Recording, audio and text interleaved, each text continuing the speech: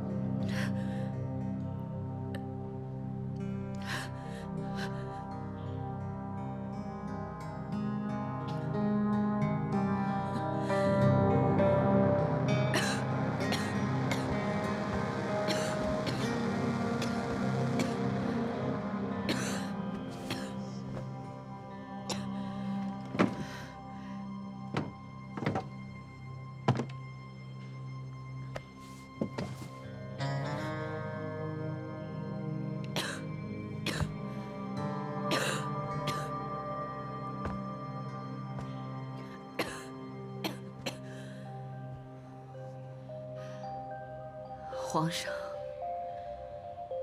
这是大宋的玉玺，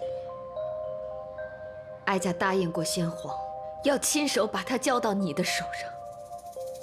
哀家做到了。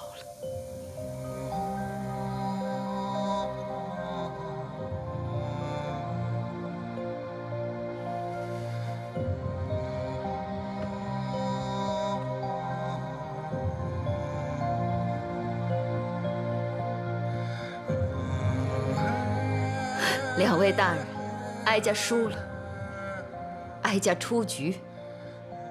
可是，大宋的江山还在赵家的手里，哀家赢了。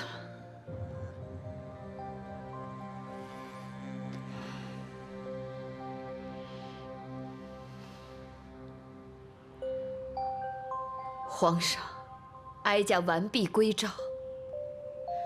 赵家的江山不能输在你的手上。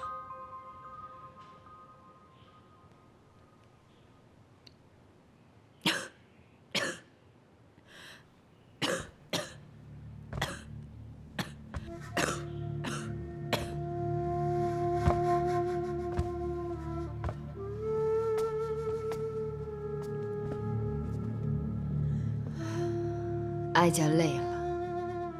要去歇息了。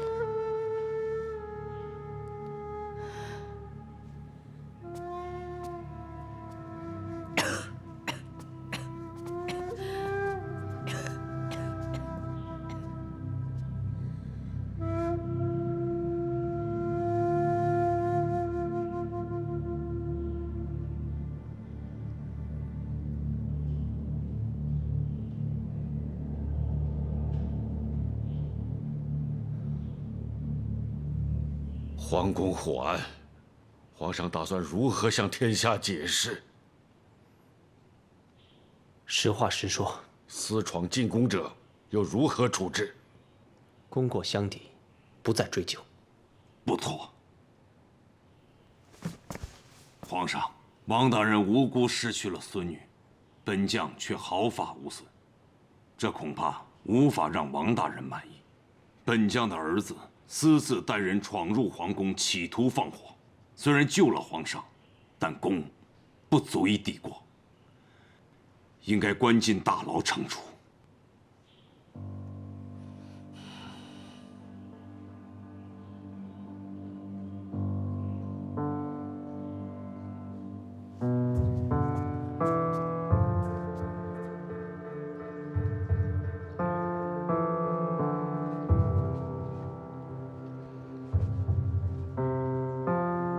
奉天承运，皇帝诏曰：朕奉先帝之命，续承祖业，少不更事。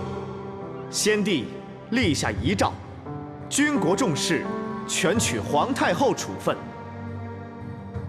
12年来，皇太后为国事，海内蒙羞，忧劳爽和，故朕归正，理天下事。钦此。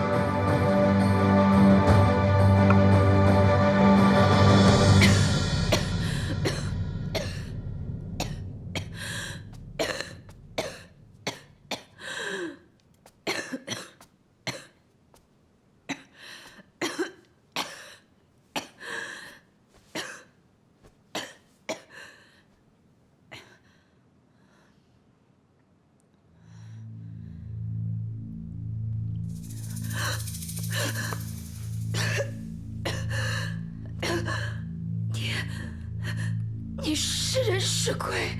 主子，这么多年没见，您老了。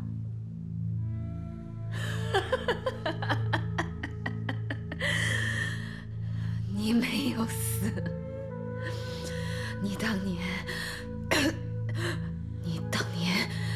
是庄疯，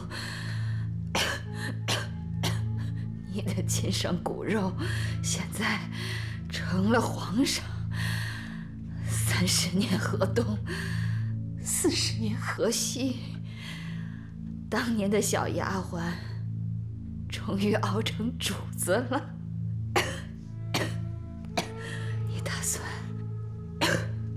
怎么处置哀家？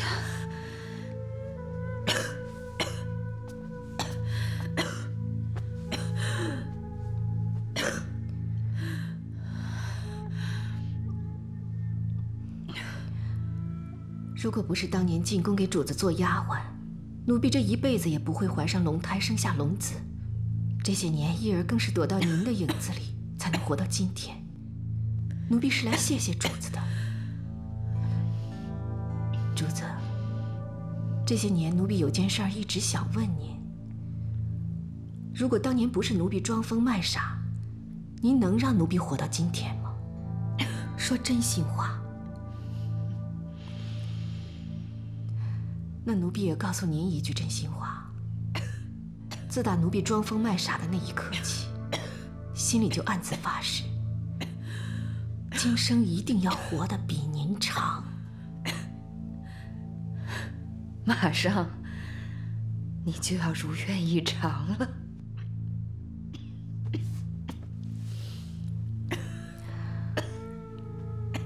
本打算来教教主子如何装疯卖傻，现在看来，恐怕是没有这个机会了，真可惜呀。不说了，主子也该休息了。对了，我是不会住在皇宫里的，也不会让人叫我太后。太后这2个字，永远都是您的。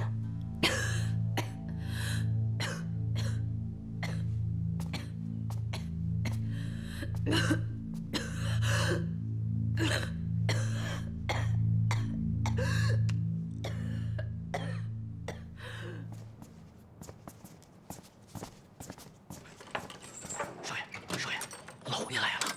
不见。老爷。少爷。